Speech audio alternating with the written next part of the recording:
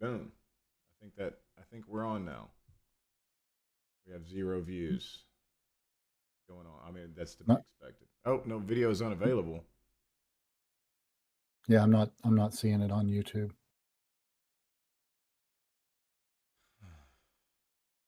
Okay, let's try this.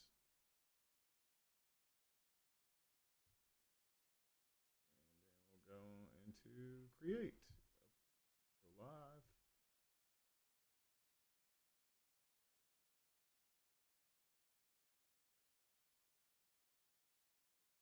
No upcoming streams. Well, the thing is, it's like Now, in the I've started it up. So we'll see.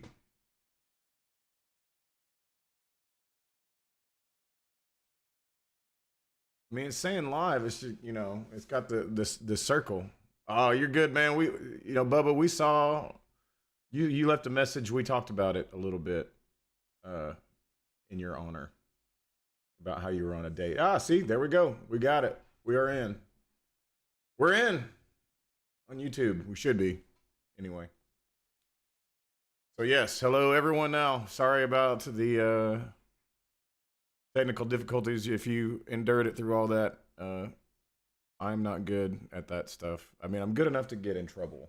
Obviously, we're here, but we're not here very easily with Velcro, bubble gum, duct tape.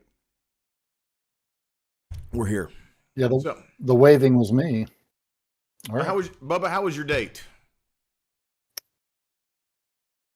That's what I think we're all So, wanting to know how your date was. Bubba, but and in Bubba, 3 minutes, remember what it and in, was is that Bubba said that he is taking advantage of divorcees of Trump supporters that went to. In this case, I think this one went to Wesleyan. Not taking advantage. He's not taking advantage of the people. For anybody out there who's watching, Bubba's not the type of person who takes advantage of the person. He's taking advantage of the situation.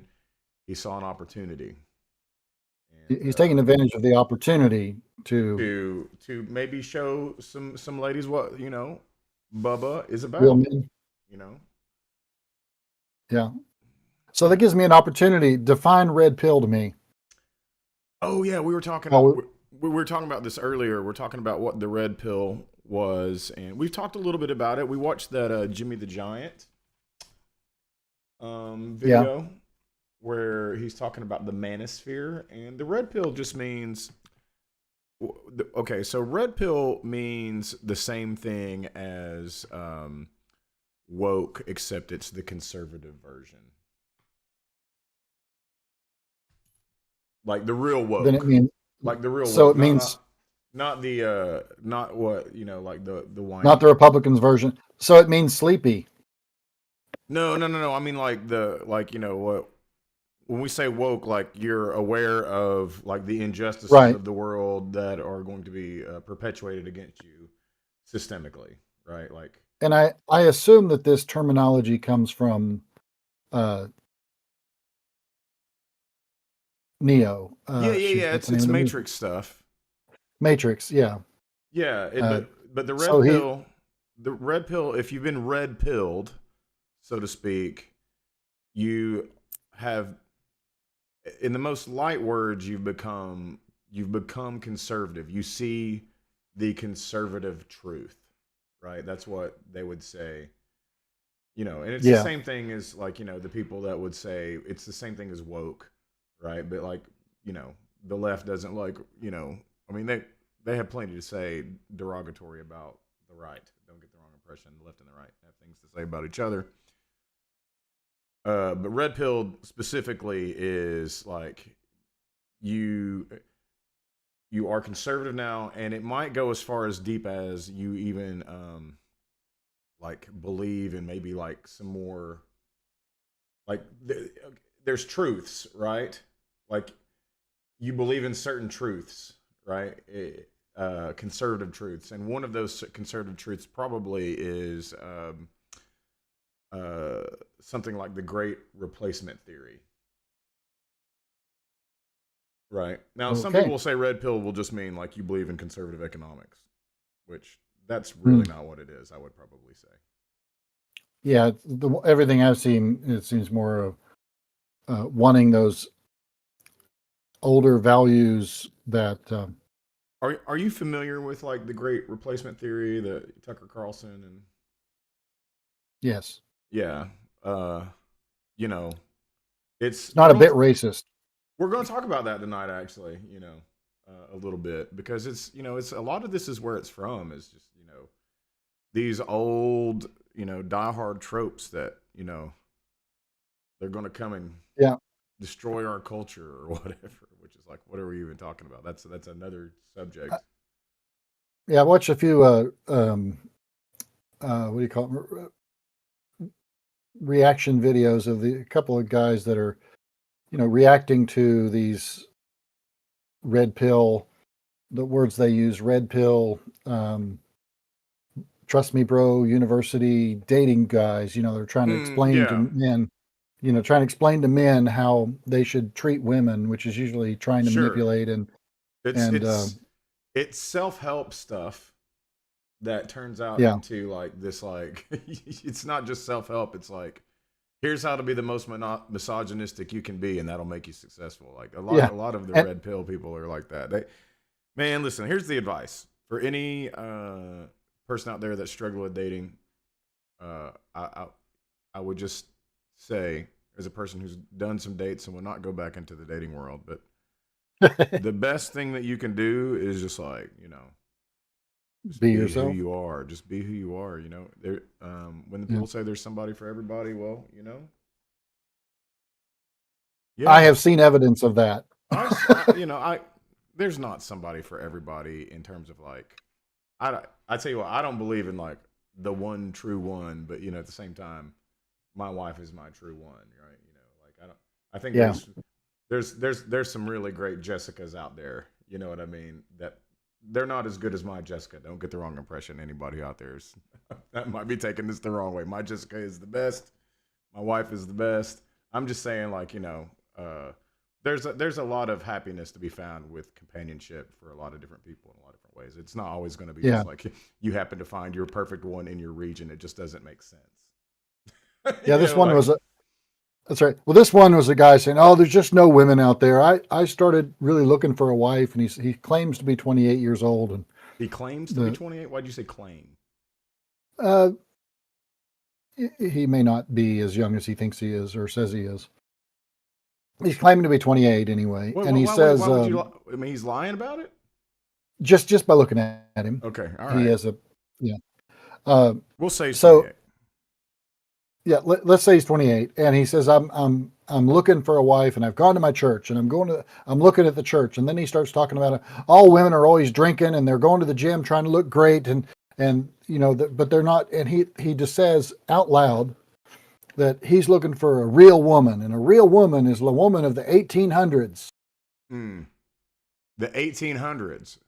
Man, Yeah, not even most of them just go back to like the 50s. The yeah, 1800s. He wanted like we're not just taking back like women's right to vote and things like that. We're going back to the point where it's like we don't know if you should be able to read.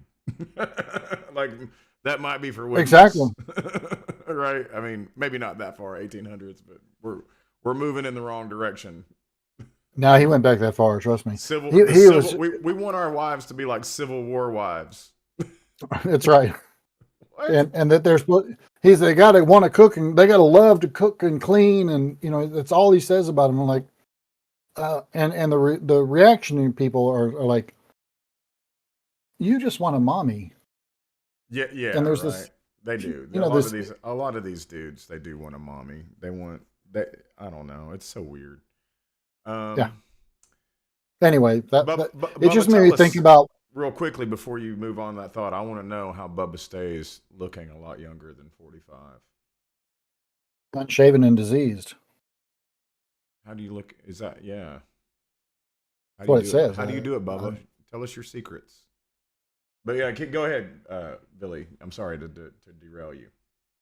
no. So it's just there's it got me thinking about what we kind of talked about at the beginning of all this, which was how do we reach those kids, those young men, not even Mm. kids, Just that young men, that young are folk. I don't know.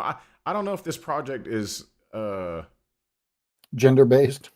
or even like I don't even know what this project is anymore. Because originally Right, we're but like we're gonna play some games and we're gonna and we right, solely are just like let's get the Christian nationalists, let's get them, you know. but but a part of what we talked about was reaching those younger folks, and because they're hearing this kind of rhetoric out there, and they're accepting these ideals that are in many cases hateful, Yeah, uh, and misogynistic, and uh, just especially when it came to that kind of parts of their lives is women, especially, we watched a couple of videos about the kind of things that even some women were saying, women shouldn't be, really don't have the capacity to have the mm. knowledge and the reasoning to be able to do Yeah. voting, I mean, this is like extreme patriarchal stuff, right? Yeah, it's very extreme. And it just made me think about that a little bit more. And just all of this leads right into that. It all comes back to that is what it's playing out like for these folks. Yeah. Um, So we're gonna he's watch one of the main culprits of this kind of like rhetoric. But yeah, and he says you're not, Bubba clarified, by the way, he stays looking young from malt, hops, and bong resin, not being unshaven and diseased. He said that's for the 1800s women. That makes more sense because for a second there, it's like the way I stay looking young is by not shaving and getting a bunch of diseases, and that was like some bad logic there, I think. But that's right. I don't know if that's gonna work. All And right, no stress. so No we're stress, he first gonna says. check out Mr. Dan McClellan here again. We're not gonna watch the whole thing. We're just gonna kind of like watch a little bit about this, and then we're just gonna like dive in and really pile on Charlie Kirk and his arguments. So I need turned up. I need turned up. I need turned up. Or am I scratching? Turned up. Let me turn myself up. Ooh, You're loud to me, so I don't know. I'm gonna put my mic a little bit more closer to me. I feel like maybe I should be pretty loud, but maybe You are to me. I need turned up. Let's see if I can turn myself up.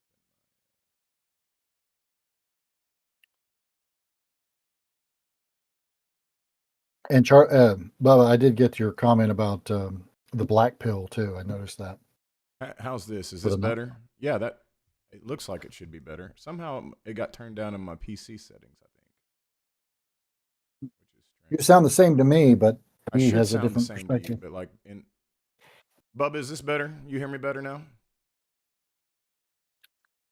You're twice as loud on this end. I'm twice as loud. Like I'm 2 times as loud as. Wait, do I need to be turned up or I'm 2 times as loud?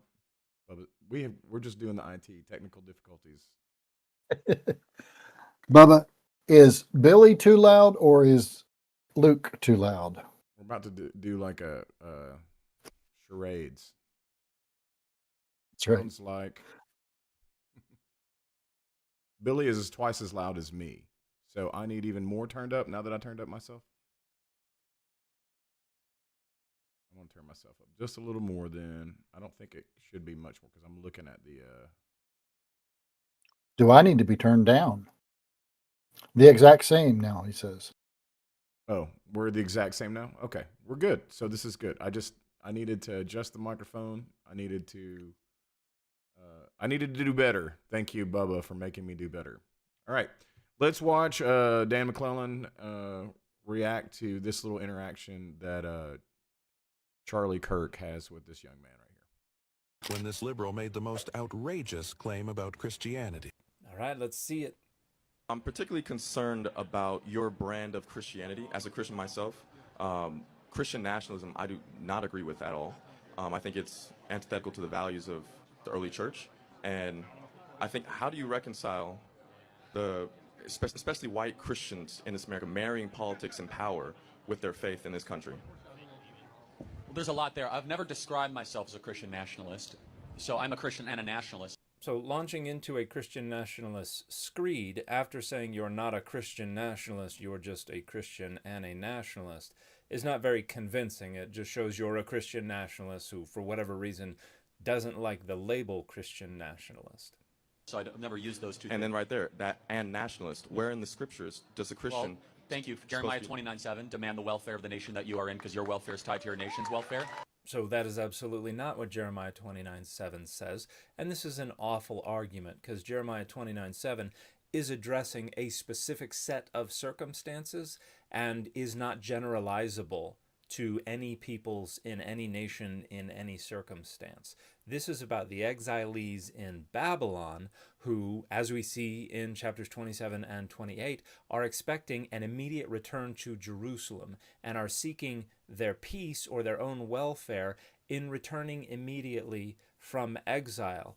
And what Jeremiah says is, get comfy, you're going to be there 70 years.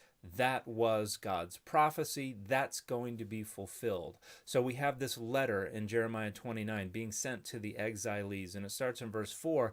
Thus says the Lord of hosts, the God of Israel, to all the exiles whom I have sent into exile from Jerusalem to Babylon. Build houses and live in them. Plant gardens and eat what they produce. Take wives and have sons and daughters. Take wives for your sons and give your daughters in marriage that they may bear sons and daughters. Multiply there and do not decrease. But seek the welfare of the city where I have sent you into exile. Seek is the verbal root darash. It does not mean demand. Welfare is the noun shalom or peace. Ir means city. It does not mean nation. Where I have sent you into exile. That's the verbal root gala, which usually means to uncover, but can also mean to send into exile. And here it is in the causative stem, the hifil stem. I have caused you to be sent into exile. And pray to the Lord on its behalf, for in its welfare or peace, shalom, you will find your welfare or peace, shalom. So in other words, this is telling. So Charlie Kirk is a person who likes to throw around scripture. Mm-hmm. And, Mr. McLaughlin here, he does a lot of good work for us. He kind of dunks on these kind of guys a lot. Mm-hmm. Do you have any commentary for, I think one of the things that really caught me in that clip alone was all the people that cheered. Yeah. So they cheered something that it's false. Like they just cheered because he popped off a verse and said a number and like they believed it. They don't know what the verse is about, probably, most likely. And Charlie Kirk clearly doesn't. I've seen these verses thrown around where, the language of it talks about nation, and they go, "Oh, therefore it is." But the language of it is really whatever city you're in, work for the welfare of the people there, because as he said, you're going to be there a while. But your welfare is tied to their welfare, Mm-hmm. and that that applies, I think, the other way around too. Those in your city, and you'll see it. So I spent some time this week on chapter 1 of Isaiah, and in the text that I'm looking at, it's just chapter 1 Isaiah, verse 1, but then also verse 10 through 20, and the first 10 through 15 are about telling the people that your sacrifices and all of that stuff doesn't mean anything, and what he's really saying is it doesn't mean anything because you're just going through the motions, and you think that proves everything there is to you, to me, God, that you're doing great because you have these festivals and you have these special services and you do all those things. And he says, I hide my eyes from you. Even though you make many prayers, I will not listen. Your hands are full of blood. And then it all shifts. So here's what Isaiah is saying to the You're people. gonna have to do a little bit of a translation on that one, because yeah. Well, what he's saying is, you're doing all these prayers and you're doing all these things of worship and all that, but they're meaningless because the actions that you're doing don't match what you're praying for and all that. So then it shifts, and this is where it answers the question and what you're saying.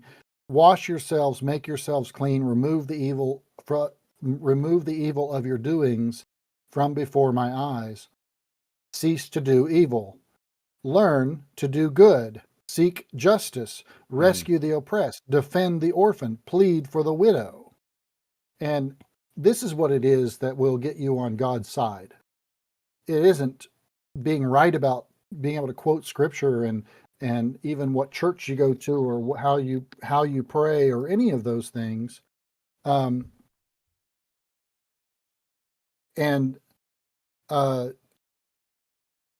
so it is really about what Charlie Kirk is ignoring is every time the prophecies of the prophets are there, they're always pointing back to justice for the oppressed, for the widow, for the orphan, for the weakest of society.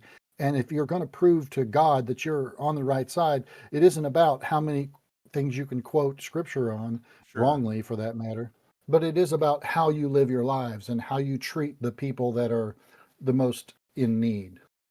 And if you don't do that, you're responsible for their lives, because that's what it means with your hands are full of blood.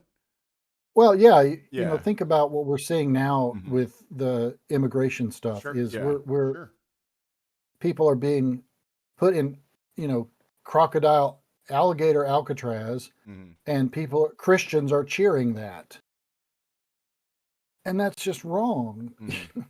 So this is just this is part of what we always talk about, you know, like cherry picking, right? And in this case, it's not just cherry picking and like leaving something out that's contradictory. This is having a belief, finding something that says something sort of like what you think it is, and then you know, use it, like not fully understanding, and then still using it anyway. After, you know, like you could just look into it a little more, right? Yeah. But he's not. And he's going to argue, you know, Charlie's going to argue that he has looked into it, he knows it, and all that, but he doesn't know what he thinks he knows. It's just, but in my opinion, and this, I guess we'll just segue here. And by the way, Ed, yes, we got your Facebook chat, but we don't have any YouTube chats, and who knows, man. I've got it's wrong latitude, Ed. Oh no, yeah, so you do have wrong latitude? I don't see it on the. I see it on YouTube. I don't see it on our other thing. Yeah, our chat. I don't know. Yeah, that might be where the delay is. We might get it here, because I sent a message on YouTube and it shows my name. Whenever I put in a chat, it gives me all three. Hello, right? Right, it does. And so there's Twitch, and it did not show up on YouTube. Interesting. So YouTube is like bogged up, and it looks like so is Facebook, because it shows up on Facebook. But it didn't show up. Or it shows. Oh, no, it did show up. I'm sorry, it did show up. I see it now.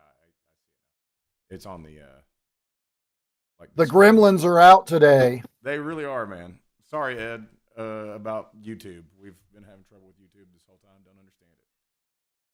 So he said, to get back into it, like, so I think this is what people who have ulterior motives do, right? They have some hate in their heart, right, about some things, and then they have hate in their heart, and then they look for specific passages of whatever religious book it might be, and then they say, hey, this is the reason why I can hate, and this is the reason why I can be like this. And in this case, he's, you know, talking about immigration, right? He's being confronted about basically immigration, you know, right here. You know, why he's saying that you to protect your land or whatever, but like it's completely contradictory to, you know, what we talk about a lot, Matthew 25:35, and many other places where the Bible talks about helping the, you know, unfortunate. Right. Well, and like the Isaiah text I just read, that's, you know, learn to do good, seek justice, rescue the oppressed, defend the orphan, plead for the widow. Right. All that. And that's how the whole book of Isaiah starts out. This is where your path is going to go. Ultimately, I think the people that do this, and I'm not going to pull any punches here, Charlie Kirk is a racist. Right. So What? yeah. What? Real? Yeah, I'm not pulling. He's racist. So we're gonna watch this guy's video. He said that he was one of the college kids that Charlie Kirk debated, and he'll say in the beginning of this video. And he said he didn't get clipped because it wasn't, it didn't suit Charlie Kirk's needs, which, whatever. So let's see what this guy has to say about Charlie Kirk. Charlie Kirk is a racist and an idiot, and one of the largest voices on the right. His fame is a relatively new thing. He went from being known only by online political junkies like myself in the late 2010s. I live like a capitalist every single day, Cenk. I live as a capitalist, okay? I live what I believe. No. What do? I get charity every single year. Hold on. What's my salary? Less than his. Charlie, take Come a on, seat. Cenk, let's go. Charlie, What are you doing? take a seat. Psycho? To being known by basically every single teenager in America with a TikTok account. A fetus is in utero. What does fetus mean in Latin? What the I'm sorry, is this a language class? It means little human being. Yeah, we're kind of He just even making does some the thing fun. that Ben Shapiro does, where he debates random college students. So you're comparing abortion to the Holocaust? Absolutely, I am. In fact, it's worse. It's worse. He went Quick hit It ain't thought worse, is, dude. is abortion worse than the Holocaust? No. Yeah. to my college last year where I debated him and won. How do I know this? I didn't get clipped. Now, over the past few weeks, Charlie's been going on racist tirades online over Muslims in the United States. So let's real quickly. I think the main reason he is, and I will hide myself.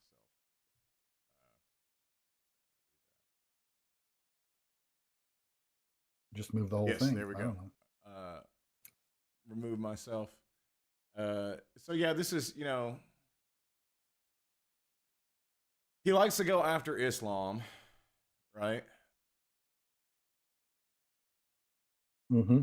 And he's going to present this argument like, what Western city has gotten better with more Muslim immigration, and things like that. So he's going there, but he also, It's a stupid question. there's a but- flavor though.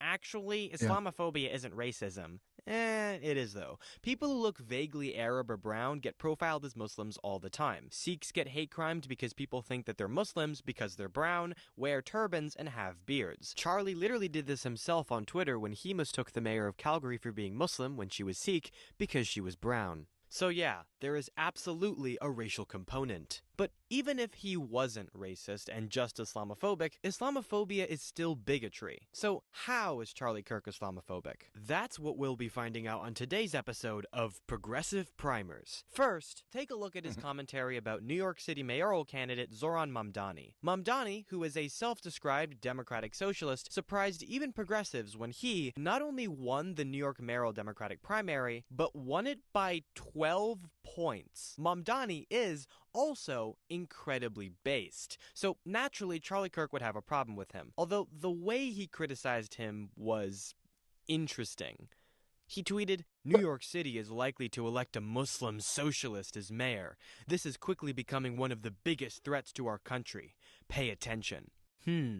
Interesting that Charlie thought it was important to highlight that he was Muslim. He could have just called him a socialist and his audience would have already had a reason to dislike him. Right. Can you imagine if Kirk called someone a black socialist? How about a Jewish socialist? He would have been canceled even by the right. After Mamdani won the primary, Charlie tweeted this. 24 years ago, a group of Muslims killed 2,753 people on 9/11. Now a Muslim socialist is on pace to run New York City. Now, obviously, this is an absurdly Islamophobic thing to say. Zoran Mamdani is not a terrorist or even remotely has the same worldview as Al-Qaeda. And this tweet got a lot of pushback. Jessica Tarlov, the liberal panelist of Fox News' The Five, tweeted this in response. Are you familiar with Jessica Charlie- Tarlov? A little bit, yeah. I've seen her. She's like the most clipped, I guess, personality that on Fox, because she's like the lone liberal Right. in the entire pantheon of Fox hosts, right? This is so gross and Islamophobic. Take it down. Charlie responded, "Debate me on the merits. Don't just throw out petty thought-terminating cliches. This isn't 2015. That doesn't work anymore. What Muslim country do you prefer to live in, Jessica? What Western city or country has improved as the Muslim population has increased? America's largest city was attacked by radical Islam 24 years ago, and now a similar form of that pernicious force is poised to capture City Hall. Be courageous enough as a liberal to call it out. I know deep down you are worried about what he will do. You were just too afraid to say it." Jessica responded, "I'm not afraid to say that I don't think Mamdani's vision for the city is a good one, and I think a lot of his policies are crazy. New York City is the home of capitalism, not socialism. I want more police funding, not to defund." Hold up. See, right here, even Jessica Tarlov, she can't help but be Fox, right? So, NYC is the home of capitalism, not socialism. I want more police funding. In the very next sentence, she wants more. BDS is repellent. We can't freeze rent, make everything free. Do that. She wants more government spending, which is the government, like police. The government means of production is the government, or the means of production for policing is the government, right? Yes. Whether it be, a city or state or some kind of national force, right? It's government, right? It's the means of production when it comes to policing is the government, and therefore it is social. So, like, even right here, this is, she's not. I mean, I don't want to call like having police socialism. I just want people to recognize that there is socialism that lives within what we are. So you can't say you're capitalism or socialism. You're both, right? You're clearly both. And to me, socialism is on one end you have just pure capitalism, where everything is privatized. So laissez-faire. Okay, so we can look at these things on extreme end. I'm gonna let you finish, but just so you know, when we're talking about laissez-faire, anything goes business, right? You can sell anything, right? Mm-hmm. Whatever, no restrictions. Well, this is like, what about people? Can you sell people? Right, exactly. That's, so the extreme listen, I know of capitalism is that. I know that's extreme, and you're like, no, but we can make a law about that but it's like, okay, but hold on. Even if you do that, that's a restriction, right? So, like, anytime you work out from there, like anytime that we say, hey, this isn't a good practice, is it socialism? Right. And so the extreme of communism is that the government owns everything. Everything is controlled by the government. Yes. People get a stipend or whatever. So those are your extremes. Everything else in between is some level of socialism. Mm-hmm. I would even make an argument that you could even call like privatized insurance still just socialism in terms of like how they function. Right now, it's not populations of a country or a state or a city. It's populations of everybody who signed up for Allstate or whatever.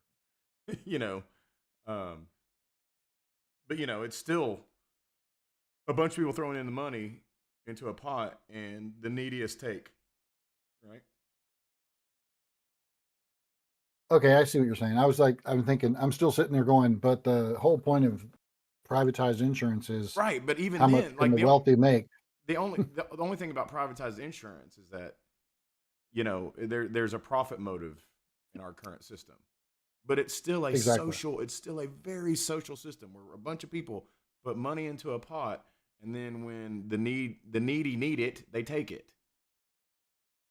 Now they have bureaucrats, or in these cases, insurance agents, to see if you are truly needy, or if you fit in the box of what is good enough for us to meet your needs, even though you signed up for it, and this also works in contradiction with the profit motive, if we're trying to like do good for people. But so I have, when it comes to like socialized medicine and things like that, yeah, I'm good with it. Like police forces, yeah, I'm good with it. Let's just call it what it is, right? Right.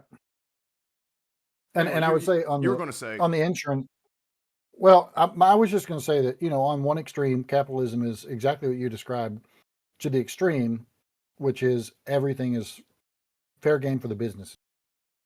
Yes. And profit motive is all that matters. All that matters. Whereas in communism, it's the government owns it all and controls everything and has, everybody. Right. And I think that's the extreme. yeah. But everything in between is some level of socialism. Sure. Meaning, socialism is the idea that some things should be done privately and some things should be done by the government. Right. Economically, that's what socialism is about. And communism, it's like linked with socialism because it's Marxist ideology, right? But like one of the most important parts, I'm pretty sure, regarding Marxist ideology and the move into communism means that there has to be a stupid amount of automation, right? Like to get to a classless society, you would have to have like every job needs to be automated almost. I think it's almost like communism almost describes like the extreme end of when AI actually has taken over. We don't have any need for any human jobs ever again. Right. And the computers drive the cars better. They do the doctoring better. They do. If we get to that case, then it's like, okay, well, what do we have left, right? In terms of like what people are worth in terms of productivity. So you have to like have a different kind of measurement system, if you know what I mean. Like, what is productivity when AI is making so much of it? Are we just giving all that productivity? Productivity storage is a dollar bill, right? So are we giving all that productivity storage to just the people who own the AI and the machinery? Yeah, right. Yeah. So one of the things I would say is a part of Marxist stuff sociologically was the proletariat, the idea that the people would rise up, and this would continue to rotate and change the power system.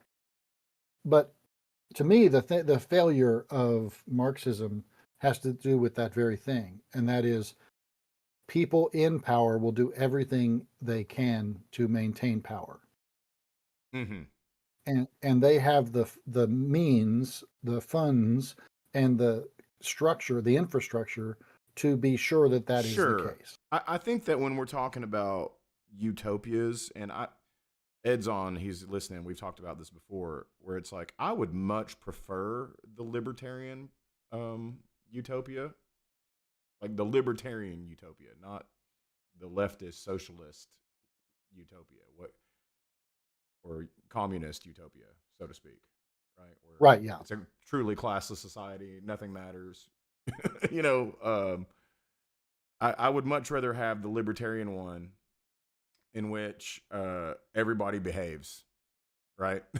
Because in the libertarian utopia, one of the things that has to be in place is that everybody behaves and is fair to each other, right? So even like the first time that I ever got kind of a lesson on libertarianism was early aughts, and I had a choir director in my church, and he and I agreed on things that, and he quote called himself a conservative, and that is why he, for instance, using this as an example, that is because he was conservative, and remember he's libertarian.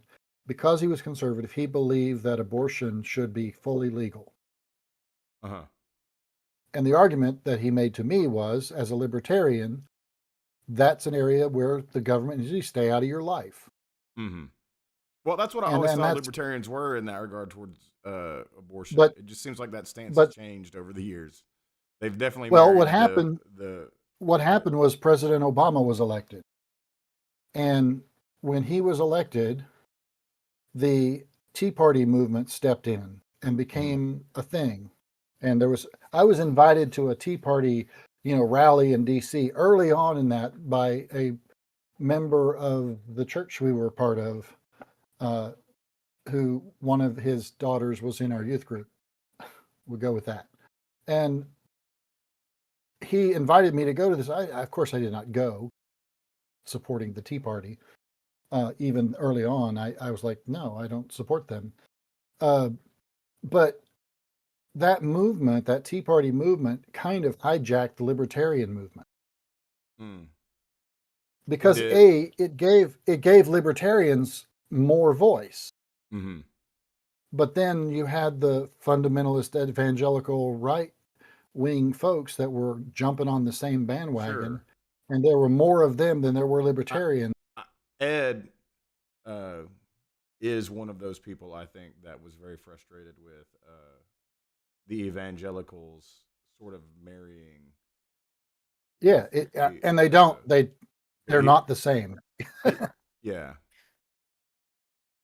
So anyway, how did we? Yeah. So I was saying like communism, utopia, liberal utopia, or not liberal, libertarian utopia. I would take the libertarian utopia, right? But again, socialism in the United States is not what people think it is, right? Like I think it's just a scary word, and people are worried about like socialized medicine. It's like you understand that over 1/3 of the country is already on socialized medicine. It's enormous, you know.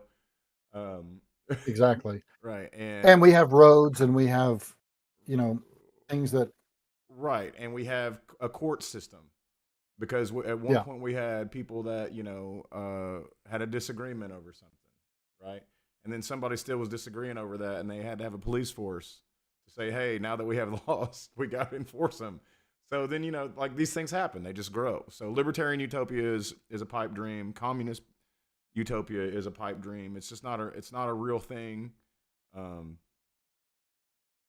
I don't see a true communist state ever, being in effect unless we do get like just super duper AI where it's like, gosh, what am I even working for? Right? Like, Well, the interesting thing is the only person I've heard actually suggest that in the last year is somebody who has no capacity for empathy, and that's Elon Musk. Because he do you talked feel like about, he has? Do you feel day, like he has no capacity for empathy? I would probably.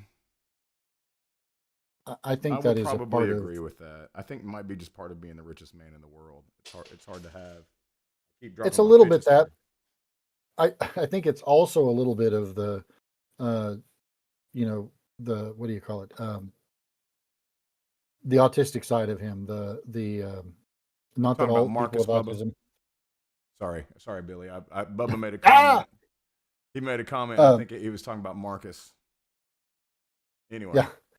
So what I was saying is that it's that what is that phrase? What is the term? It's he's autistic, Elon Musk, and it's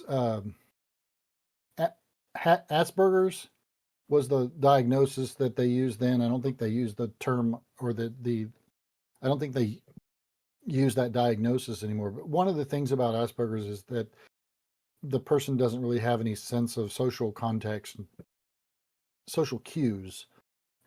So the, and I could be just talking them out of my butt too on this. I just, that seemed like one of the things that was a trait of that people have a hard time. People with Asperger's had a hard time integrating evenly into society, and had to learn how to deal with the fact that they didn't have a filter, for instance. So it's possible he just doesn't have a filter, but it just feels like he doesn't have any empathy, or is incapable of empathy, as you said, because of his wealth. My mother has empathy. My mother has empathy, but she also has a problem with her filter, so I don't know. That's fair. That's fair. But I'm I would glad think she's that listening. I would think that autistic folks can have empathy. They might see the world differently, but I wouldn't say that it's again, autism is a huge spectrum, and I would not yeah. suggest it. But this one part of autism, But hey, it comes across that way. In the case of Elon Musk, he's the world's richest man. And I don't know if that's inherently evil, but man, there's something about being the world's richest man that, like, having that much power, wanting that much But power. let me throw something else out there. Why would you Bill want that Gates much was power? once the world's but Bill Gates was once the world's richest man. Well, there's always going to be a richest man, but But my point is, Bill Gates doesn't behave that way. yeah, I mean, Bill Gates. Bill Gates. I don't want to say that Bill Gates is completely like apolitical. No, he's not. But he doesn't act He is like going to choose. He's going to choose the politics that benefits what he wants to do the most. It's been a while since I've I've heard looked him. at like his political contributions and Well, what the I've looked at. Gates Foundation is doing. I've watched interviews with him over the years, and when he's being asked about economic policy, he hedges his bets on that a little bit. He's a wealthy man, and he understands how it impacts him and his company if taxes are higher in this area and versus that area and all that. But he's also now, the head of this nonprofit organization that he keeps dumping his money into, and others keep dumping their money into, that he sees the need for, vaccines and healthcare challenges across the globe, as well as educational access to internet and computers and all of that stuff too, as a part of building up the education system. Sure.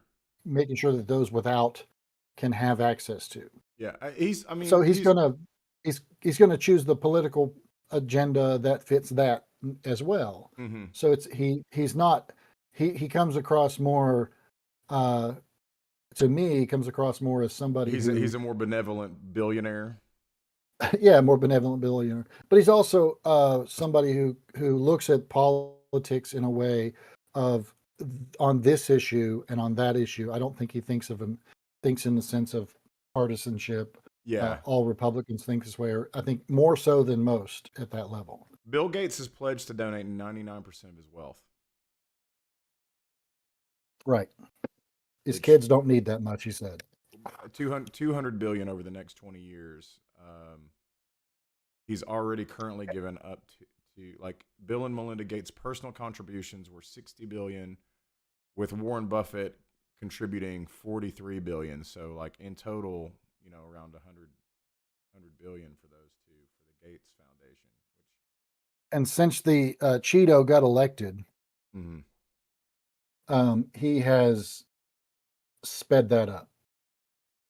He vowed to speed that up because he went to the White House right after he got inaugurated, and he had a conversation with him, and he came out somewhat positive about the experience, and then he saw almost immediately the cutting of USAID and the very issues that he was dealing with. He said, in order to make up for the loss of USAID, I'm going to have to pump up how much money I give to that area so that vaccines so that vaccines and stuff can get into the places that they need to go to. He's chipping them up, right? Microchipping them. Isn't that what's? Yeah, right. That's one of the that's a red pill thing, maybe. Like you're woke to the microchip ways. That's just like the I-40 collapse again is caused by cloud seeding. Right, the cloud seeding and the Jewish space lasers. All right, let's we're way off track. Let's get back on Charlie Kirk being a racist.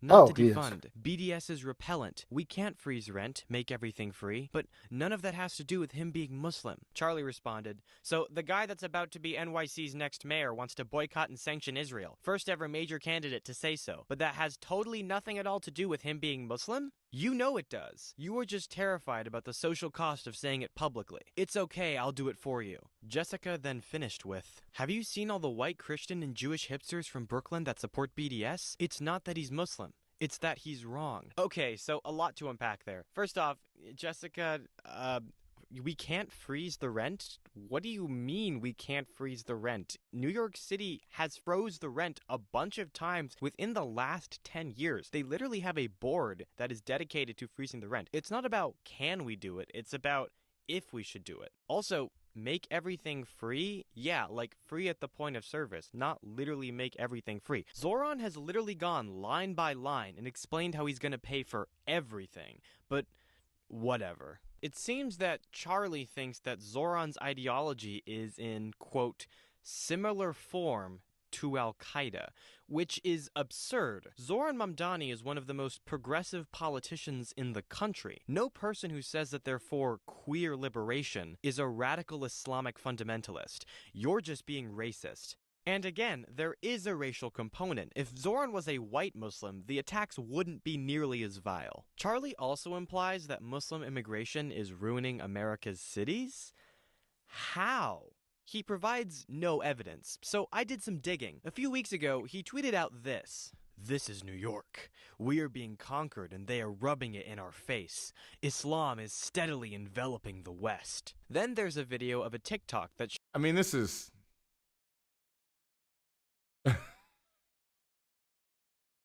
Yeah. What is the current Islamic population in the United States? I can't answer look that. it up. I'm gonna look it up on the old Copilot here.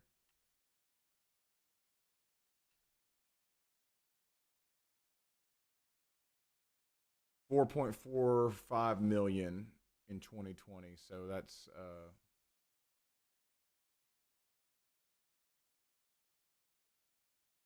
wait a minute. That doesn't make it. The math on this isn't mathing.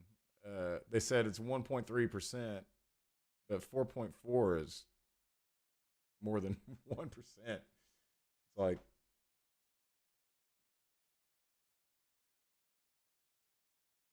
right. No, I'm sorry. No, that's right. It is 1 point. Yeah, 4 out of 350. It's 350 million. 3.45. Yeah. So yeah. So it'd be 1.34%. Yeah. Okay. So the United States, if the Muslim population were to double overnight, it'd be at 2.5%. If it were to triple overnight, it would still not even be as big as the just the regular African American black population. Yeah, according to the World Population Review, 1.1% of the U.S. population at 3.45 million, and as you point out, it's multiple races, from Black, South Asian, Arab, Asian community. But it's just a silly little and here's the thing, what the argument. It's a fear mongering. Yeah, and what the argument here is, they're coming to change our culture. You don't want our culture to change. They're going to come in and institute Sharia law, which it's just completely unaware of some hypocrisy here. Shows he wants Shia to Muslims celebrating. implement it. Say that again, Billy. Christian nationalism is the Christian version of Sharia law. Yeah. That's what I was saying, the hypocrisy, yeah. Ashura in New York. The TikTok adds intimidating music to scare the viewer.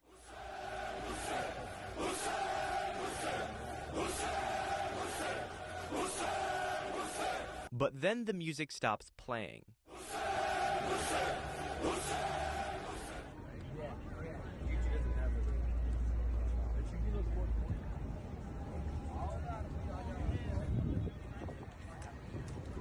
Wow. So scary. Look at all those brown people, Muslims, dressed in black, casually walking the streets of New York and holding up a banner. So scary. Look at that guy. Look, that guy's drinking. He's drinking something. What is he drinking? That could be a threat. This is definitely enveloping the West. It's hilarious to think that this is scary. It looks no different from Chinese New Yorkers celebrating Chinese New Year in public, or Irish New Yorkers celebrating St. Patrick's Day, or Jewish New Yorkers celebrating Yom Kippur. To say that this one is somehow uniquely scary above all others is Islamophobia. And Muslim immigration isn't ruining America's cities. Strict zoning policies and NIMBYism are ruining America's cities by artificially restricting the housing supply and making them unaffordable places to live. New York City, like America in general, is a melting pot that has had waves of immigrants come from all different... Do you remember this graphic? Yes, That's Schoolhouse Rock, I'm pretty sure. I think so. Yeah. parts of the world, and it's made America better. But for some reason, Charlie thinks Islam and Muslims are uniquely incompatible with the West. Why is this? What are Charlie Kirk's problems with Islam? For anyone that has eyes to see and ears to hear and actually reads the Hadith and reads parts of the Quran, you know that conquest is an Islamic value.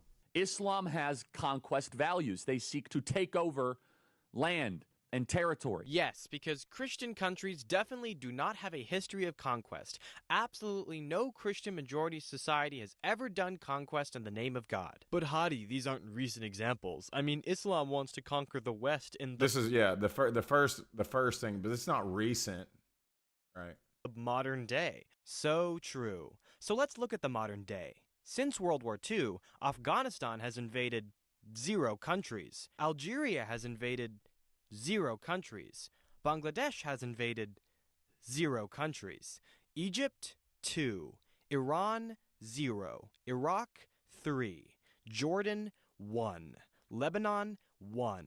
Malaysia, 0. Morocco, 0. Oman, 0. Pakistan, 1. Saudi Arabia, 1. Somalia, 1. Syria, 3. Tunisia, 0. Turkey, 1. Yemen, 1. Meanwhile, the peaceful West with the United States has only invaded 8 countries. And if that number seems low, keep in mind that I'm using a very strict definition of the word invasion. This list doesn't even include Korea, Vietnam, Syria, or the Dominican Republic, which, while technically not invasions, were offensive conflicts with American boots on the ground. But no, it's definitely Islam that's rapidly taking over the West. Europe is now a conquered continent. It is not what it used to be. It's a husk of its former self, which is increasingly Mohammedan. So true. I mean, look at this map of Iranian military bases in Europe. Oh wait, sorry, no, this is a map of US military bases in the Middle East. But Hadi, these wars weren't caused by religion. Really? During the Cold War, American propaganda played up the narrative that the struggle between capitalism and communism was also a struggle between the Christian West and the atheist Eastern Bloc. Or how about we've talked about this before, right? You know, and this is where the capitalists go, you know. The atheists are evil communists. Right. And General William Boykin gave a speech recounting his confrontation with the Muslim warlord in Somalia in the 90s and saying that he won because, quote, my God was bigger. Or how about when George Bush referred to the war on terror as a crusade? This crusade, this war on terrorism, is going to take a while. Or how about when George Bush said that he invaded... Crusade, you know, he could have been, George, you know, W there, he could have been saying it like in the general way, but I don't think he was smart enough to be thinking about it. When you invoke the word crusade, you're invoking religious... Yes, I certainly would have jumped on the bandwagon pointing out that he uses that word, but I also recognize that he's not smart enough to do that. George Bush should be smart enough, though. He should be. That's, you know. Well, he only went to Yale. Right. Iraq because God told him to. In the Islamic texts, they spend so much time about people who do not share their values. There are like direct calls in Islam of what to do for those that don't believe, and it's a very pernicious preoccupation. This is true. The Quran Wow. does call for violence against non-believers. Like, look at Surah Al-Anfal, which says, remember, O Prophet, when your Lord revealed to the angels, I am with you, so make the believers stand firm. I will cast horror into the hearts of disbelievers, so strike their necks and strike their fingertips. Surah al-Baqarah, verse 191, says this about non-believers: "Kill them wherever you come upon them, and drive them out of the places from which they have driven you out, for persecution is far worse than killing. And do not fight them at the sacred mosque unless they attack you there. If they do so, then fight them. That is the reward of the disbelievers." And of course, most infamously, Surah al-Janin, verse 37, which states, "If a man or woman living among you in one of the towns Allah gives you is found doing evil in the eyes of Allah in violation of his covenant, and contrary to my command has worshipped other gods, bowing to them or to the sun or to the moons or the stars in the sky, and this has been brought to your attention, then you must investigate it thoroughly. If it is true, and it has been proved that this detestable thing has been done in Arabia, take that man or woman who has done this evil deed to your city gate and stone that person to death." Horrible stuff. Except that last quote was actually from Deuteronomy, chapter 17, verses 2 to 5. Instead of So this is a fair point, right? Like, anybody who says, but the religion, Islamic religion is inherently, worse. Like, you have the opinion that it's worse. But, like, the history doesn't say it's worse. The text itself doesn't say it's worse. And it just completely ignores any modern Western Muslim believer, right? That is not, an extremist terrorist. Yeah, and I would say the hypocrisy of what he said about the Quran tells them to go after the people that don't hold their beliefs. And I'm like, what are you doing? I mean, he's going after people because they're LGBTQ, because they, according to him, don't hold his beliefs. Mhm. He goes after people that, just because they have a different viewpoint on all kinds of issues. He then determines that not only are they not worth listening to, but they're not allowed to be a citizen. They're not allowed to be, they shouldn't be allowed to be, I haven't heard him say, let's kill them all. But I have heard others No, say I would hope he he doesn't would hold those opinions. no, But this but is he the language. radicalizes people that do. But this is the language that breeds that, sort of, right? Exactly. Yeah. And the stuff that's also like, I mean, you're making the villain of something that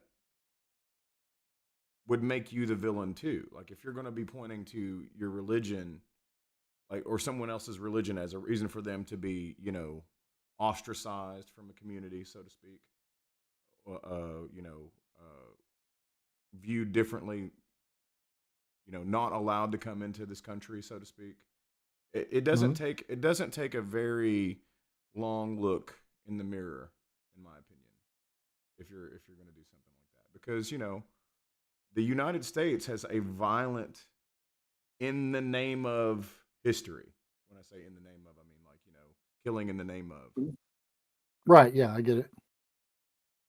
If there's found among you, I'm just trying to look at this from, with actual translation. Yeah, instead of the Allah. Yeah. We'll read it. What is the actual translation in your Bible? Yeah, and it's going to sound similar, but there's going to be some differences here.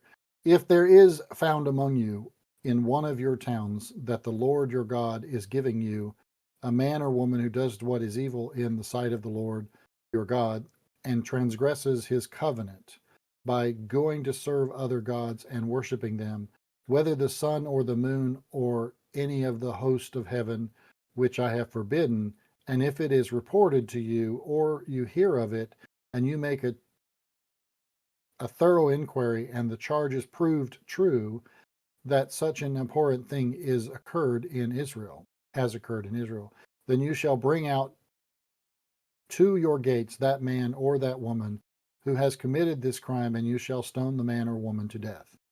On the evidence of 2 or 3 witnesses, the death sentence shall be executed. A person must not be put to death on the evidence of only one witness. I'm glad they said you can't just be going around everybody's saying it's one person saying it. That's right. And I would need add, 2, so maybe 3. the other part is that it is, and this is what I was wondering when I was hearing something that was from the Quran, it seemed that it wasn't like somebody who isn't already a Jew in this case. It isn't already an Israelite. Somebody who's living in these lands that you came to, you're not there to conquer them. It's saying if one of you is living there and is found to leave the faith, in essence, that'd be how I interpret that, then they are to be stoned. So, yes, this is awful. Let's start there. But it's not as if they're saying, if we find anybody who doesn't believe with us, who wasn't a part of us, who was already here, then we should conquer them and destroy them. And my point of making that point is that I have a feeling that some of the interpretations of the Quran might not be accurate either. Sure. Yeah. I mean, listen, we started this by saying you're going to point to something and then twist it to make it, what you want it to be. To me, I don't know. I don't know if there's a whole lot of twisting here. I agree with you on that. I'm just saying that what Charlie Kirk is doing in particular is, first off, hypocritical because he is going after people who don't agree with him just because they don't agree with him. Mm-hmm. But secondly, also hypocritical, or at least gaslighting, is he's convincing people that he's read this stuff. Mm-hmm. Yeah, yeah. And then, that's, like in the clip that we saw, he's saying, he's citing Jeremiah. And he says, if you have read and he throws out some language, some word that none of us actually know what book he's talking about. If you've read that, if you're like me and you've read this stuff, he's not reading that stuff. Well, he might be reading it, but I mean, I think he's, I don't know. I have a feeling that he's reading it. I just think he's interpreting it the way he wants to interpret in his hateful little heart. Is he reading it, or is he searching it for things to find? He's searching for things to find, Yeah. And so we're back to the proof texting that he's doing with the Bible. He's doing with the Quran too. Yeah, but what I'm saying is, like, he's in this passage, right? He would be the one that would be condemning an atheist to be stoned if there were him and 3 other people. Yes. Right. So, like, even though this one has nothing to do with atheists, but atheist or other, well, you could interpret. You get my point. Yeah, it doesn't matter what other religion, but I'm saying an atheist. I'm using me for the example, right? Like, I'm trying to say, he would say, like, hey man, you're bowing down to something else, the sun or the moon or the stars or nature, because I am. Right. I'm a naturalist. I don't believe in supernatural stuff, right? So like, he would create a religion for you. Well, they do that. They say atheism is a religion. Yeah. Not the lack of one. But, that's one of the reasons why they want that argument to stick, because it helps them with this, right? Even though it's like, no, it's not. It's the lack of one. But moving along. Allah, it says the Lord, and instead of Arabia, it says Israel. Then, of course, there's 2 Chronicles chapters 15, verse 12, which states, "And they entered into the covenant to seek the Lord, the God of their fathers, with all their heart and with all their soul, but that whoever would not seek the Lord, the God of Israel, should be put to death, whether young or old, man or woman." It seems that both the Bible and the Quran have called for violence against and the murder of non-believers. But Charlie downplays calls for violence in the Bible. Christianity spends a fair amount of time on it, but nowhere near Islam, though. But plays up calls for violence in the Quran. In May, while in England, Charlie Kirk went on the conservative GB News and talked about the decline of Christianity in the West. And he said some crazy things. Can a civilization continue when it cuts off what gave it life? Probably not. And that's what modernity is flirting with right now. And so then you get all these counterfeit religions. You get environmentalism. So remember and I'll pull this up again.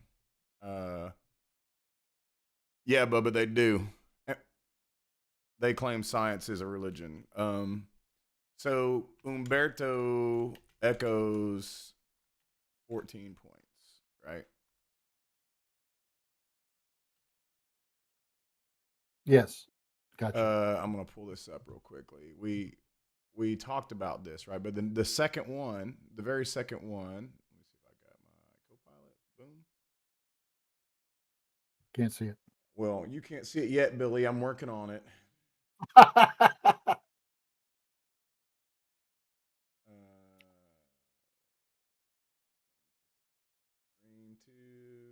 this. So the second one, the rejection of modernism, and you'll. This is what they were talking about, right? In the points of fascism, like it not like modern technology, but like modern thought, as in not enlightened thought, not approaching the Bible from a a metaphoric place, so to speak, right? Right. We have the answer. We want to believe that the book of Job is really about God and Satan having a debate and throwing out this guy as a but right there patsy. right there at the beginning, the cult of tradition and rejection of modernism. And I want to say modernism specifically because he's saying it. Because he's saying it, right? Like he is saying. Let me get this off here. Flirting with right now. And so then you get all these counterfeit religions. You get environmentalism. Why do you guys think you guys are doing this insane net neutral religion? Should continue when it cuts off what gave it life? Probably not. And that's what modernity is flirting with right now. And so then you get all these counterfeit religions. You get environmentalism. Why do you guys think you guys are doing this insane net neutral carbon stuff by 2050? Yeah. So you get rid of Christianity and then you get a substitute form of earth worship. Yes, because caring about the habitability of the planet we all live on is earth worship. Earth worship. I care about having a house, So Charlie. there it is, right? Worshiping the sun, the stars, the moon, and maybe just the earth itself. Yeah, and as a Christian, I think that's kind of what God would say. We need to be caring about what we've been gifted. So your interpretation would be, if you're looking at the same Bible, it stands in direct opposition to what Charlie Kirk is saying the Bible says. Yes, absolutely. Like not just like you would say, if I were to go up against Charlie Kirk, maybe we should get this together, Billy. We should go to one of the campuses and let you just walk up and go at Charlie Kirk. We'll film it. Yeah, he's prepared though. Oh, well, we'd prepare you. Nonetheless, he does this all the time. You're right, and he'd have some kind of gotcha moment. It'd just be annoying, right? Or at least he'd have some kind of contrived gotcha moment where he says he's gotcha, even though he didn't have you. You know what I mean? Well, yeah, and it's, if you said, well, we've been given dominion over the earth according to Genesis, chapter 1, that means to me that we have responsibility to care for the planet. Mm-hmm. And he would argue, no, that means we have dominion, we have control over the planet. Everything is there for us to use. And I'm like, sure, not being a steward. Let's accept that, but let's keep in mind that you have grandchildren. I don't. You may have great grandchildren, and eventually that planet's not going to be there. Does Charlie for Kirk them. have children? It's going to be hard. I don't know. I would think he would, but we can ask Copilot. But then, the other part of that is whether or not you or I or he have children or grandchildren, there are generations coming. Yeah, and shouldn't they also have the ability to have a planet to live on? Right. So one interpretation is being a steward to the earth, and the other one is like, we have dominion, we control what we do, what we want. Right, and it's not creating a different religion to say I believe in caring for the environment. You know, Doesn't mean I'm I'm not a comic book guy, but I know this. At least according to one series, the planet that Superman came from, Krypton, the reason he was put out there was because they had destroyed the planet. Was that what it was? Well, it certainly was in Supergirl. Well, it's the same. I'm sure. I'm sure it's the same for both, but because they both were shot off, right, from Krypton. But my point is that that series might have chosen a different narrative for why the planet was destroyed, but that's my understanding is, and maybe somebody who's a more. I wouldn't know for sure. I would just think that's interesting. Now you got me wanting to look up some early Superman stuff. I don't want this to be the show where I look up everything on the AI, but I have a friend, you know. Yeah. Hey, Sid. Why did Superman's planet die? And we'll say in the original comic, because I would think like when this was created, global warming was maybe not even a thought, or climate change, or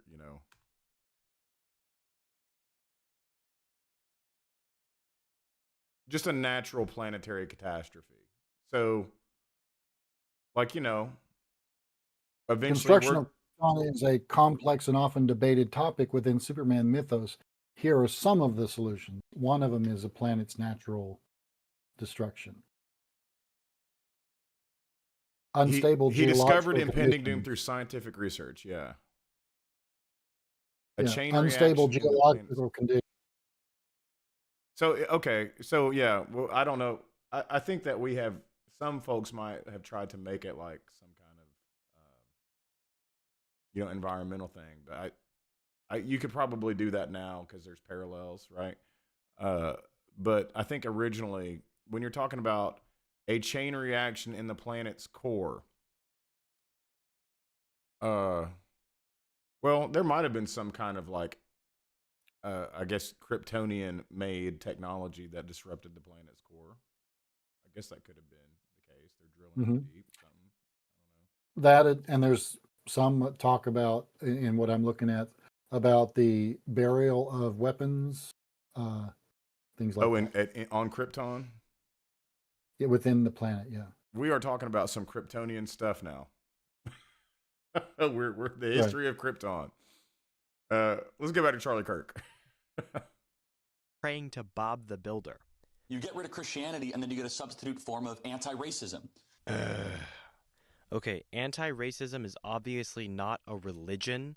I don't know why Charlie would say such an idiotic thing.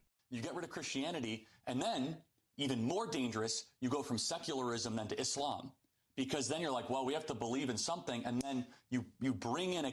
Hold on. You go from secularism into Islam. To Islam. Yeah. Yeah, there's a leap of logic that is just silly. He's making the case, though, ain't he? Completely different ideology that's at odds with Western values. Charlie, people watching this now would say it's just Islamists who are the issue. Islam as a religion is peaceful by nature, so on and so on. What's your response to that? I know a lot of great individual Muslims. My primary doctor in America is actually a Muslim, and he's amazing. That's not the point. You could walk the street and meet a great Muslim in London. But it is the point. It is the point. Right? Like, he's trying to, like, this is the problem. It's like, you're wanting to judge a Muslim religious person in a different lens than you judge a Christian religious person. And if we're talking about a Western United States Muslim or a Western United States Christian living in the suburbs, they're probably largely just going to be the same thing. It's just a different book. I mean, it's good gracious, it's a book from the same area. It's almost the same time, to villainize, the modern Muslim as, I mean, there's some hicks in rural Tennessee that would like to see some, people stoned for blasphemy. you know. So Yeah. like, and you know, when we're talking about underdeveloped parts of the world too, like that's really kind of the consideration. If the United States was not as rich and it had, you know, the same kind of like social and geographical situation, you'd have crazy, super crazy extremists in the same vein in Christianity, in my opinion. If we were like early United States and we never developed, you know, more technology, got more money, there would still be crazy people like killing in the name of. It's just what people do. Yeah. Until they get educated. Mm-hmm. And you know, that's part of the issue is, you know, the proliferation of education amongst the poorer nations of the world. You know, we have a very, but that doesn't have anything to do with like whether you're Christian or whether you're Muslim. Right. And you know, what are we doing? We're trying to do away with education in every possible way we can so that we can make sure that truth isn't really taught, facts aren't really taught. We're not doing away with education. We're doing away with replacing education. We're just not interested in the truth in the same way. Right. That's true. When I say truth, I'm not trying to make some like, you know, my truth is more better than your truth. I'm saying like the science truth. Facts. Yeah, the facts. The science truth. And when I say science truth, I'm not saying I believe like a religion. I'm saying I know it can be tested. Right. You know, or there's some like logical basis. It's not, you know, believing in the supernatural. It's just that's my and I've watched there's some folks who are, you know, science they're scientists in different ways, different people, but they know how to read scientific studies. They know how to read you know, how to interpret them, because, you know, if the media gets a hold of a scientific study that says chocolate is bad for you, oh, isn't it bad? Wasn't it great for us last week? And they're not comparing apples and oranges. They're hearing what they want, that they get the soundbite and they tell the story according to how they understand it, but they don't really understand it. And there's a lot of, use this as an example. There's a lot of people out there trying to sell their snake oil. You can pick whatever one it is, and they're trying to, you know, defend raw milk, for instance, and they're making these arguments using scientific-y sounding things about what raw milk does and that it has this in it or whatever. And then when you look at the science of it, the math is like you'd have to drink 8,000 gallons of raw milk to get the benefit that they're talking about. To get the and that might not be a healthy thing either.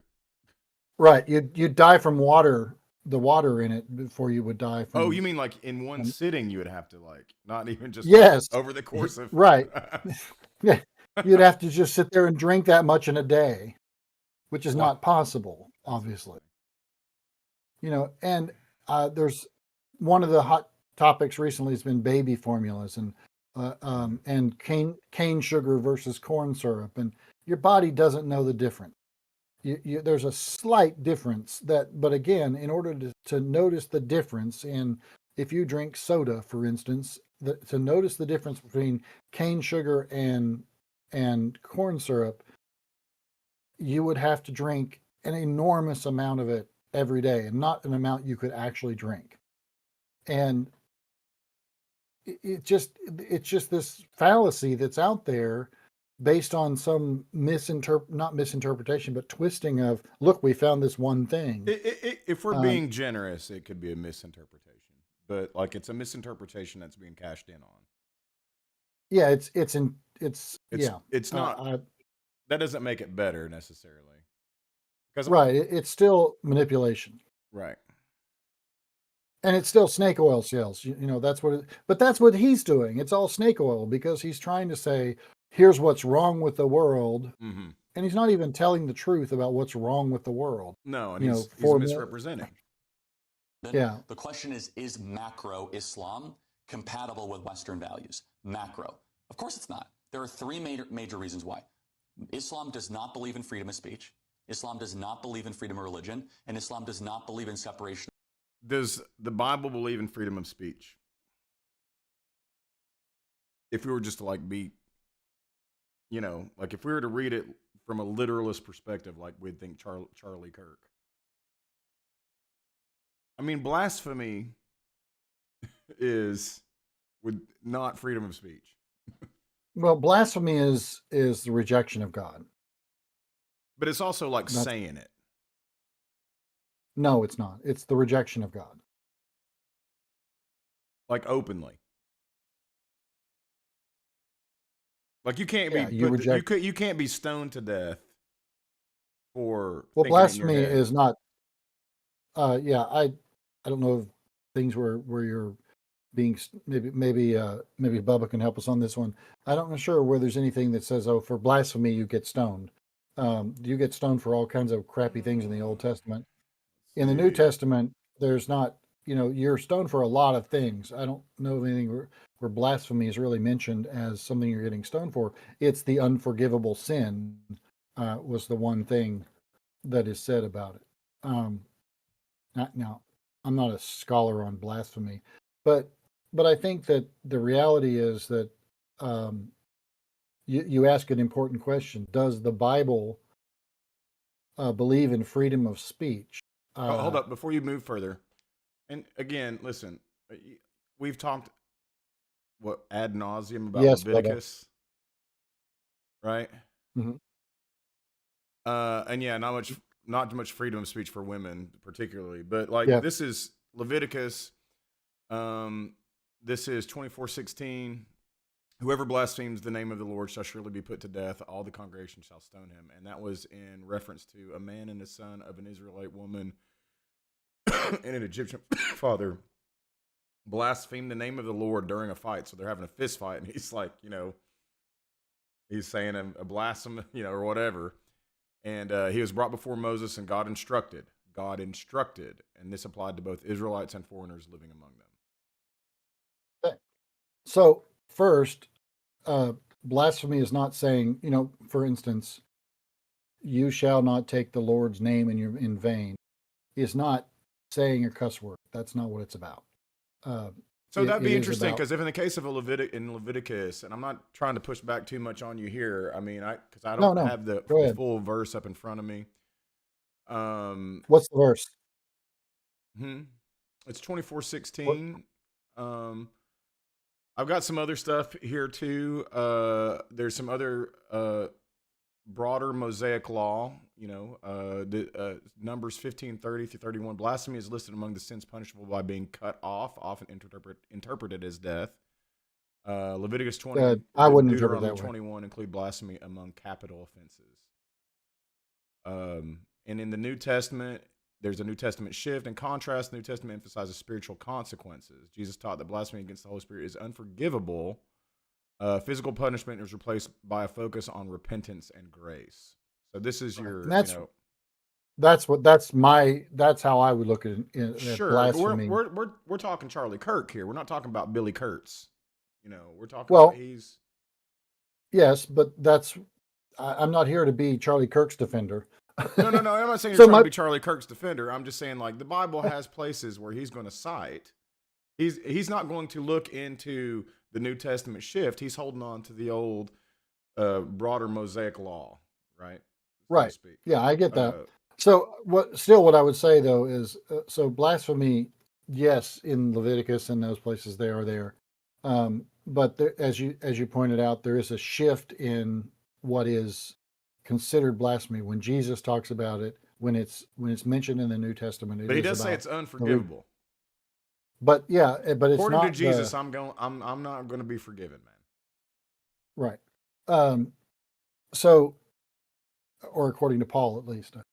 But the point is that now I've forgotten what the point was. He's saying he said three things. What were the three things? Here, let's rewind what he was saying about it. America's actually a Muslim, and he's amazing. That's not the point. You can walk the street and meet a great Muslim in London. The question is macro Islam compatible with Western values? Macro. Of course it's not. There are three major reasons why. Islam does not believe in freedom of speech. Islam does not believe in freedom of religion, and Islam does not believe in separation of mosque and state. So I would say the Bible says the exact same thing. If he's going to look at the Bible or the Quran and pull, like, from this direction too, you can still pull from the Bible. It's the same is same, even though you might have the New Testament shift.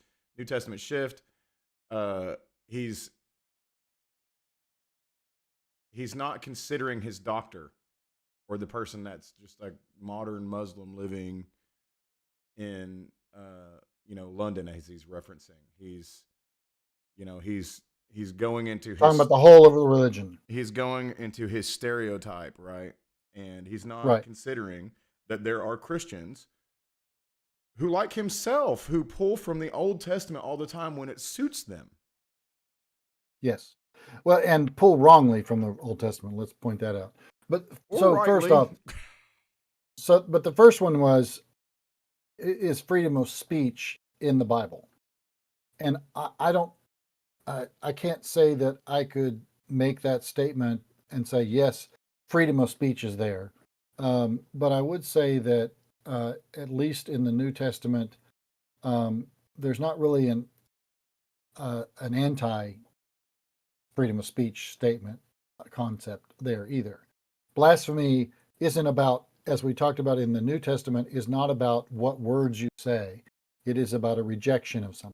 And but you can reject something without. But listen, so even Jesus saying it's unforgivable, if a Christian wanted to, like, say, yeah, it's so unforgivable, I think they should be stoned outside the walls of, wherever, Knoxville. But again, in that whole concept is you leave that to God. That's not yours to deal with. Mm-hmm. Right. Well, I mean, that would be the hope. But, like, here's the problem with that, Billy, is that, if we're talking about whoever blasphemes the name of the Lord shall surely be put to death, all the congregation shall stone him. So, like, we're saying that God's not even like calling like a piece of like lightning down. He's saying the congregation, the government that is involved in these matters, right? So listen, I'm not trying to dog out the Bible. That we believe. But hold on. Let me jump in. So what you're saying has to do with the univocality concept of the Bible, that everything in the Bible has to agree with itself. And I know Charlie Kirk believes that, but many Christians do not believe that. I do not believe that. I understand that, these texts were written, the Gospels themselves, Matthew, Mark, and Luke, and John, even Matthew, Mark, and Luke, which are the synoptic Gospels that go together and have connections of, we had this text together and that kind of stuff, tell the story differently, and there are things that conflict in the story. It's because of literary license. I need to tell the story this way to get my point across. Mm-hmm. So what I'm getting at is, with like how you say it too. Like you're a person who tells wisdom through stories. Well, that's how Jesus did it too. Right. But the point is that if you can't claim univocality, that is, if it says this in Leviticus and Jesus says this, you can't ignore that shift we talked about. You can't take the New Testament thing and say, well, it's referring back to that Old Testament thing when it's not referring back. Now, it doesn't say that. I'm not saying that the New Testament does not refer back to the Old Testament. It does, and it intentionally does it many times, even if it refers back to it in a way that is really just negotiating. But so my point is just this. I don't know that the Bible says anti-freedom of speech versus for freedom of speech. I don't know if there's anything that uses that concept. He puts the whole, and by the way, when he says freedom of speech, he's putting it all together like the First Amendment. Like he said, freedom of speech and religion. Okay. No, freedom of speech and freedom of religion. He didn't say that, so I can't. All I can talk about is freedom of speech. The second one was no. what? He said that. No, he said freedom of speech. There are three major reasons why. Islam does not believe in freedom of speech. Islam does not believe in freedom of religion, and So it's separate one. He says that separately. Yeah, but it's what I said. It's the First Amendment still, right? Correct. And then the third one was separation of church and state, or as he said, mosque and state. He doesn't believe in separation of church and state. No, he doesn't. And that's the point. So he can't make that. He can't make that stupid, idiotic argument if he doesn't. It's my point to say is that he's going about this in a way that he doesn't believe in separation of church and state. He's going to say that, by the way, in a second. He also doesn't believe in. He also doesn't believe in freedom of religion. He doesn't believe in free speech, probably. Ultimately, that's true. You know, yeah, I think you're right. So like he's saying these are all problems, and yet this is my point: is to say that he is pulled from the Bible in the way that he's pulled from the Bible in a way that is saying, hey, it's this is the way it should be, right? But only the Christian strain of it is fine, even though it's only the fundamentalist evangelical Christian strain of it. He doesn't believe that the United Methodist Church or the Lutheran Church or the Catholic Church. No, he probably would have big problems with you, Billy.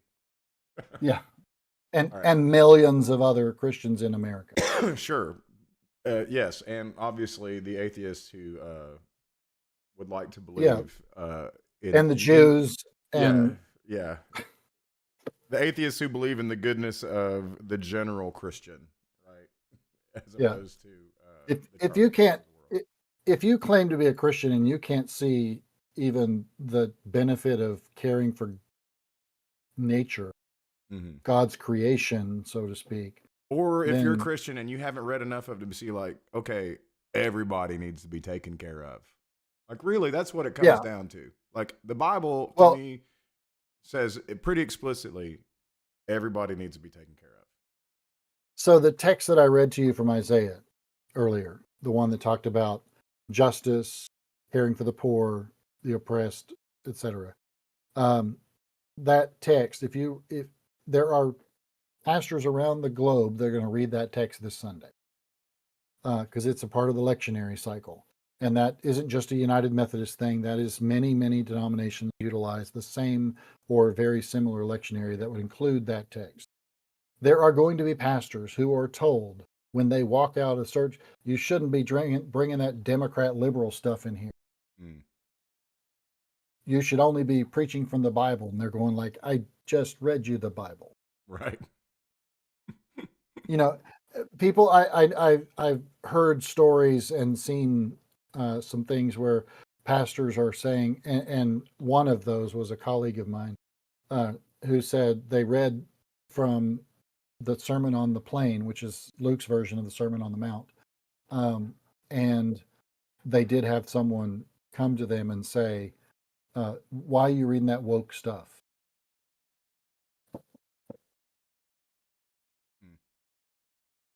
So, yeah, there is a divide in the Christian church in America that is chasms wide.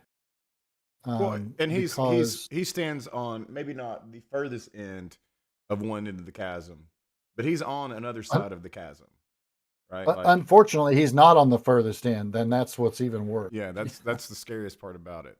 All right, you know, because that guy we talked about in Middle Tennessee is worse. Oh boy, believe it or not. he's worse, but I would make the argument that he might not be. Like Charlie Kirk's just more polished, you know. I bet Charlie Kirk. I bet you Charlie Kirk would get down with Greg Locke's sermons. I bet you he would. I think you're right. I think you're right, but I think you're right about he's worse in another way because of the being polished and wearing a nicer suit. I guess he's not going to be rejected out of hand like the screaming loud jerk in that other guy is because it sounds so racist. I'm like, well, so does Charlie Kirk. He's cleaner about it. Yeah, it's like the KKK aren't they're wearing suits and no hoods anymore, so they don't seem so. They don't want to. Well, listen, this is when we watched the Mehdi Hassan thing. Like they basically had what I would consider 80% actual fascists in there to debate Mehdi Hassan when he thought it was versus right-wing Republicans, and they were like, "We're not Republicans." That's right. They were cheering. There's nothing a fascist wants more than to be allowed into the debate. And the problem is, and this is something I was talking to Ed about. It's like, Ed's like, I'm a free speech absolutist. The idea is the idea. And I'm like, okay, I can understand like wanting to just like be as pure as you can about the idea. But the problem is like, if you don't have context, the proper context before you absorb the idea, you could be fed a bunch of bullshit. Right? Well, and the most simplest form of that is the whole both sides argument. So, for instance, climate change. Well, we're not hearing both sides of the argument because there isn't a second side anymore. Well, I mean, science is pretty clear on this. There's another side, but it's like 3% of the scientific consensus, and those guys were hired by Chevron. And we should give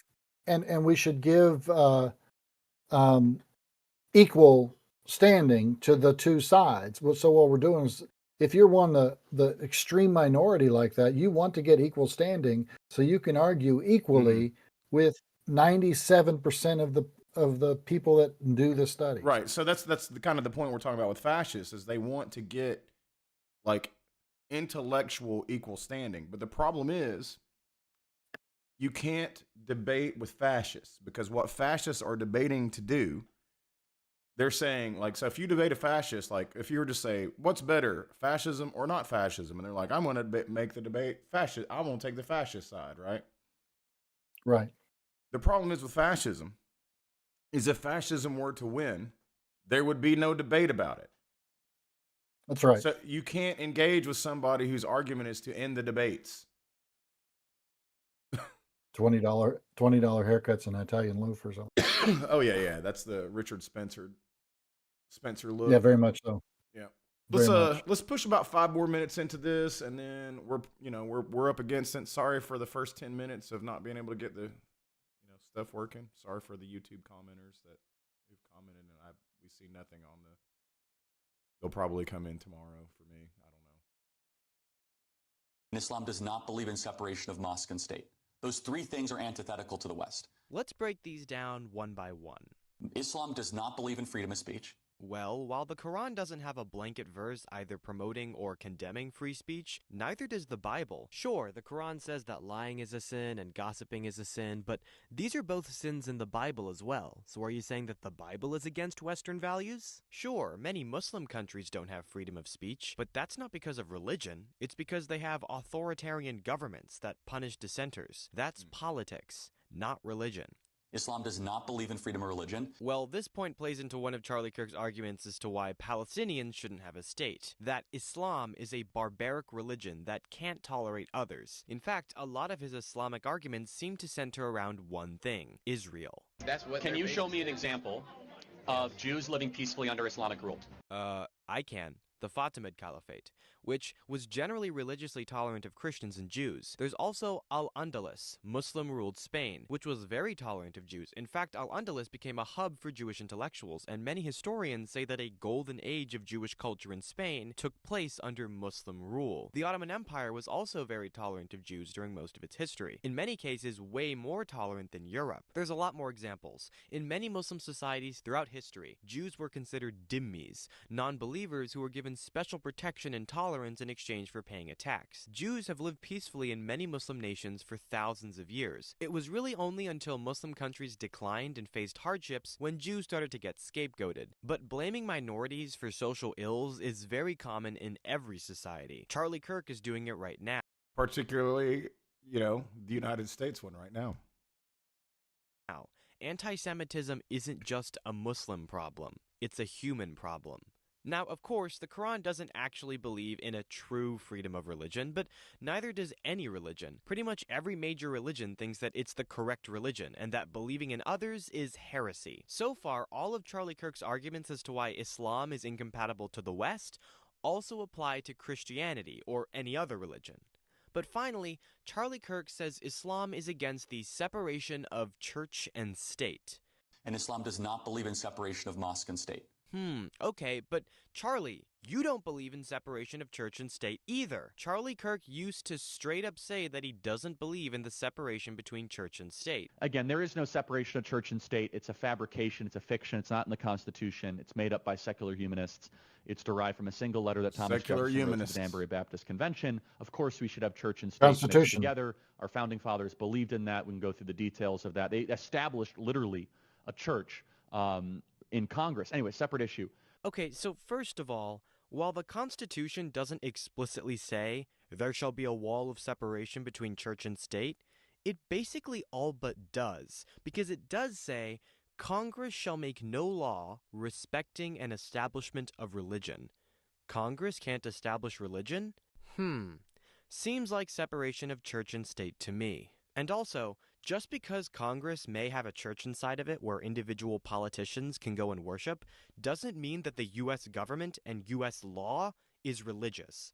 Politicians can have their own religion, but government can still be secular. His point doesn't prove anything. Again, Charlie Kirk used to explicitly say separation of church and state isn't a real thing, but now he's more weaselly about it. He says stuff like, well, it depends on what you mean by separation of church and state. Do you believe that there should be a separation of morality and state? No. And where do we get morality from? The Bible.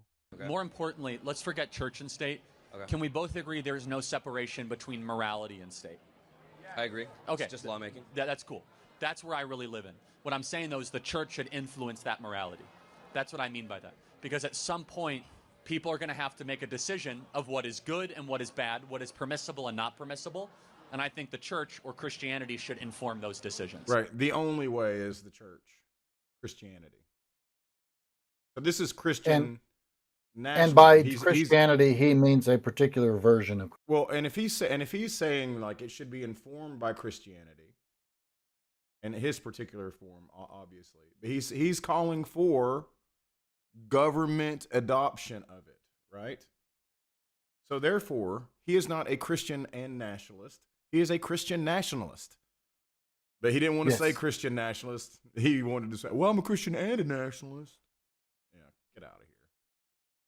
That means you're a Christian nationalist. The Quran is also a moral guide. Christians and Jews have the Ten Commandments. Muslims have Surah Al-Isra, which, among other things, bans murder, adultery, arrogance, tells people to honor their parents, the poor, and the stranger. Most religions have moral codes, Charlie. There's that poor and the stranger thing too, right? So it's almost like the Quran has some passages that could be interpreted violently. And then it also has some passages that could be interpreted, don't be violent and be nice. Almost just Islam, like the Bible. Islam is predominantly a religion of peace.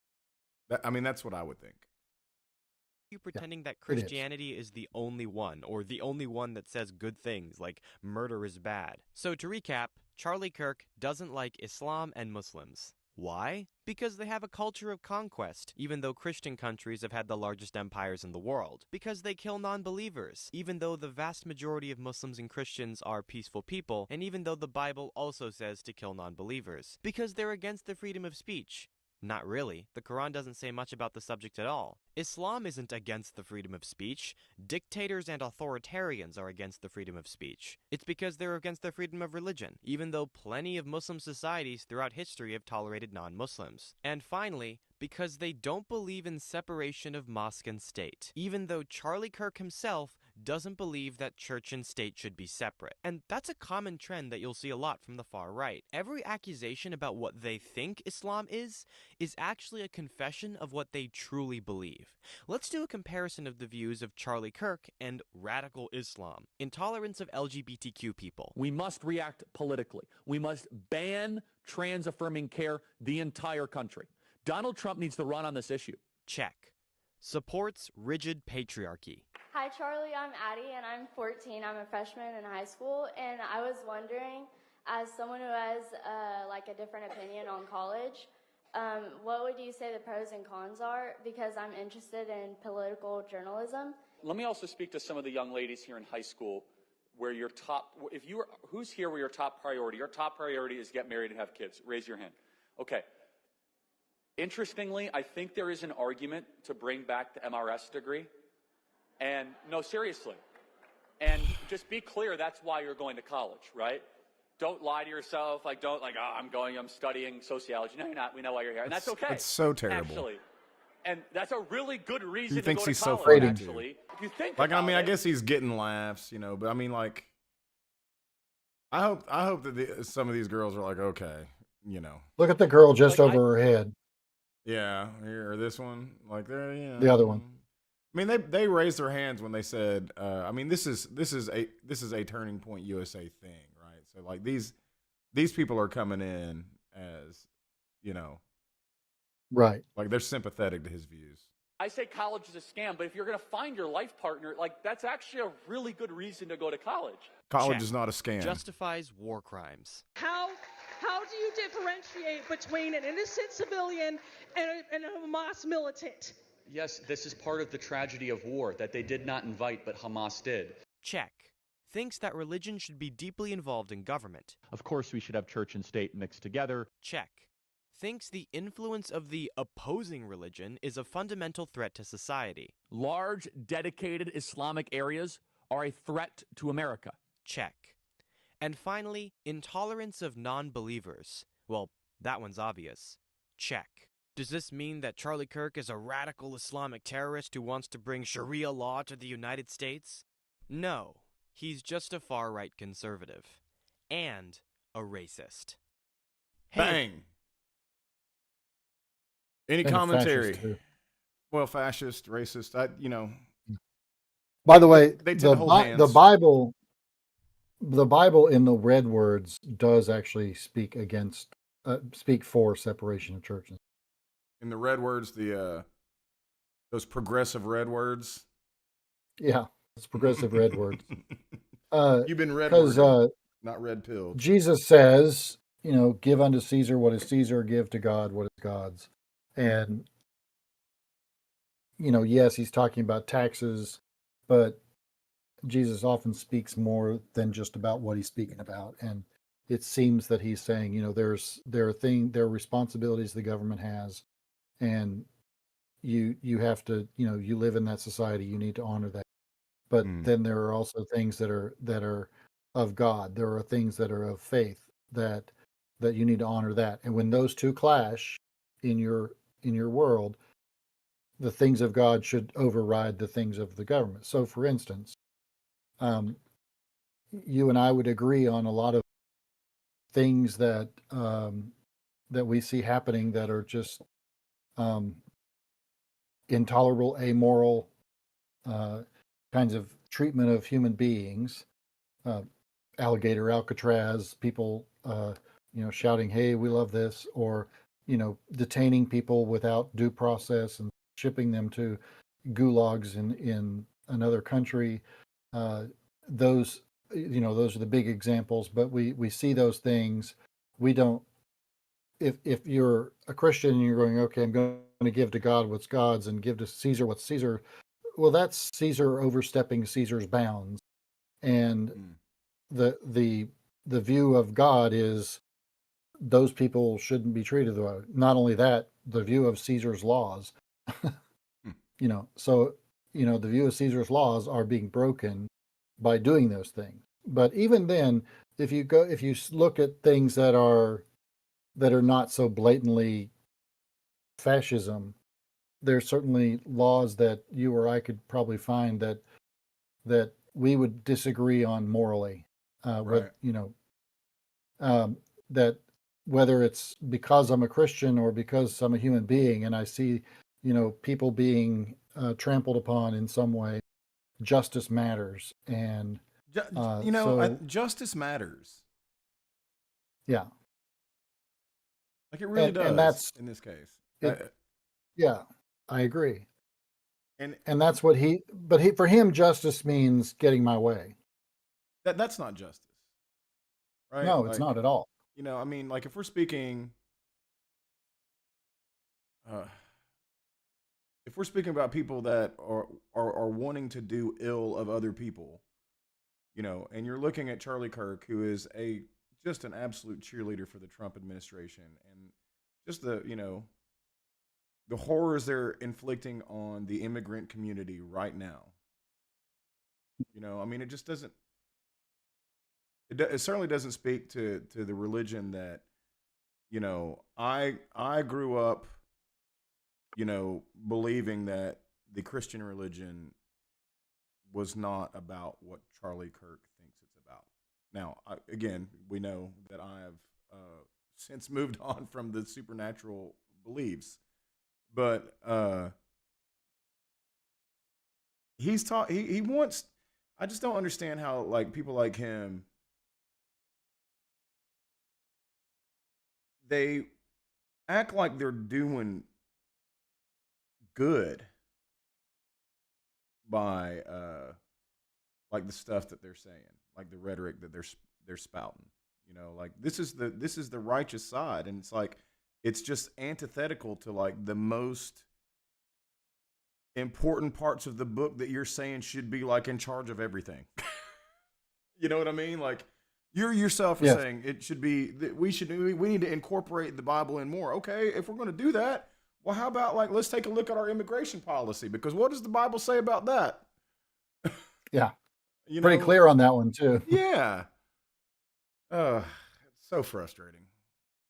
I've told you this. I've put a call out in my congregation for empathy for brown folks who are scared, and I got told I was being too political because I believe that the immigration's a problem. I'm like, you don't believe immigration's a problem. You live on a farm in the middle of freaking nowhere, and you bring immigrants into your farm to live with you, right? And they're not a danger to you. They haven't taken your job. Those ones are different. Those ones are different, Billy. They're different, and those are the ones that are also getting their visa. And those are the ones that are also getting their visas taken. Yeah, they're the ones that are getting met at immigration court, and they're just like, well, you don't get your process. That's right. Your due process. Yeah, and they try to defend the mother and father were being deported, and they had two children who were citizens, and one of them was it's stage 4 cancer, and they shipped them off without the kid's medication. And their argument was, the first argument was, they said to deport their children too, which the lawyers said no, they did not. Sure. Then the second part of it was, but doesn't matter, they broke the law. And I said from the very beginning, this is the immigration czar guy. He said, if you came in this country illegal, then you broke the law, you're a criminal. Yeah, Homan, who's that? He's a horrible Homan. He can't even spell it right. That's right. Yeah.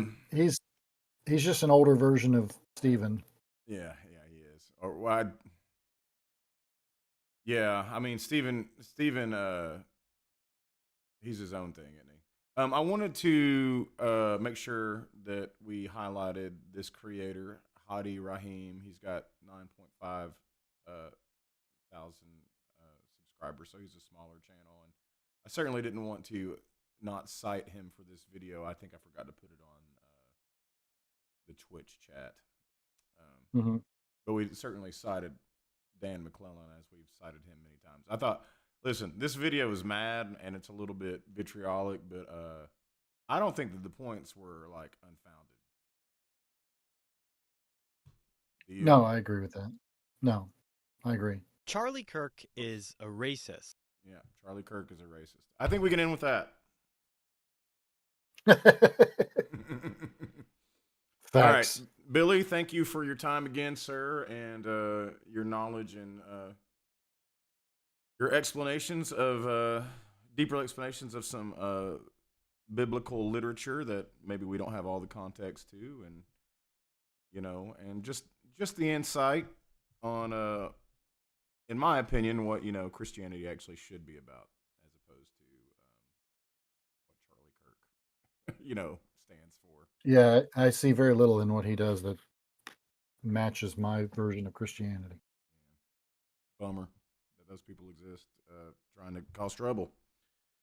Anyway, I guess we'll do this again next Monday, sir. And How about Bubba, Tuesday? If you're, not Monday, Tuesday. We do this on Tuesday. Next Monday, I have to set up my gaming show. We're doing that again. Oh, good. Doing it at Sutry's. That was why we moved it in the first place to Tuesdays. So it's going to happen now. It is going to happen. It just took some we had to figure out some things. So I'll be streaming live from Sutry's if everything goes well tomorrow. I've got to set up my gear and make sure it works. And then after that, once I figure out it works, then I've got to do a bunch of graphic arts stuff for Sutry's to make that show look like the Sutry's show instead of the Wild Wing Cafe show. So that's what we got going on this week. But I'm sure you have a busy week as well, as you always do. How many visits to the hospital this week? None that I know of yet. But that's that is an interesting thing that's part of your job is to just comfort the sick, like really. We have a guy in our church who he doesn't have the capacity to really understand the medical stuff that he's going through, and he turned 50 this last month, and his teeth are just terrible, and I took him to the dentist yesterday, and now he's going to have to go to an oral surgeon to remove what's left of his teeth on the top, and that's 3 hours away because Medicaid oral surgeons in the region do not, aren't going to take his Medicaid. And so in order for him to get it covered, he's going to have to go 3.5 hours away to Harrisonburg, Virginia, which I don't know where that's at yet, somewhere out on the other side of Roanoke. But, that's a part of it is just trying to make sure that this guy has somebody who can talk with him. Yeah. And help him understand what he's going through. And we had to take him to a colonoscopy, and that was. But he lives alone, and I had my first one not too long ago. Yeah, me too. Which is sad because I'm, like much older than you. I tell you, the flushing of the bowels is a religious experience of its own. That's right. It's not a fun thing. My story on that is that they give you 2 bottles of stuff in my case, and you're supposed to start one in the morning and then take the next one later on, a few hours later or whatever. And I was on the wrong week, and I started. No, you had to do it twice. So I started the process. Had done the first. I'd canceled a Wednesday morning thing that I was going to be on. Said I don't want to be in the middle of this process and speaking on a Wednesday breakfast thing. So they understood, and I, did the thing.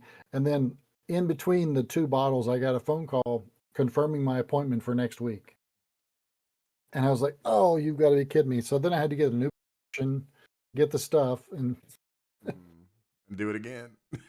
And do it again. Gross. All right. Well, folks, if you're still here, thanks for enduring the final part of the show, which was colonoscopy talk. This has been Colonoscopy Talk. We will see you guys next week. See ya. Get your colonoscopy today. All right, we're done. I'm not streaming anymore.